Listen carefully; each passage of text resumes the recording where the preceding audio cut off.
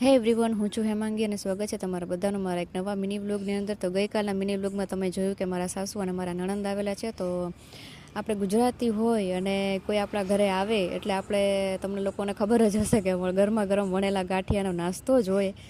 કોઈ ગેસ્ટ આવી ગયું હોય, કંઈ પણ હોય તો એવું જ હોય. અને પછી અમે લોકો ગયા હતા મોલમાં અને મોલમાં ઘણી બધી શોપિંગ કરીને પછી ઘરે આવી અને જમી લીધું હતું. અને પછી બપોર પછી હું પ્રેસ કરવા માટે બેસી ગઈ હતી. પ્રેસ તો કરવી જ પડશે અને મારો ઘર તો હાલશે નહીં, કરચરીવાળા કપડાં તો પહેરાય નહીં. અને પછી ટાઈમ થઈ ગયો તો રસોઈ બનાવવાનો. તો સાંજની રસોઈમાં હતું સરસ એવા ઢોસા હતા અને સૂકી ભાજી બનાવવાની હતી.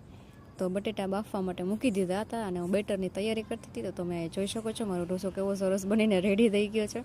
તો કેવો બન્યો એ કમેન્ટ કરજો. તો જમી અને અમે નીકળી ગયા હતા વોક કરવા માટે. સરસ એવી ઠંડી હોય ને વોક કરવાની આખી મજા જ આખી અલગ છે. તો આ મિની બ્લોગને અહીંયા જ એન્ડ કરી દઈએ. ચેનલ પર નવા હોય તો લાઇક, શેર અને સબસ્ક્રાઈબ કરી દેજો. ઇન્સ્ટાગ્રામમાં હોય તો ફોલો કરી દેજો. જય દ્વારકાધીશ.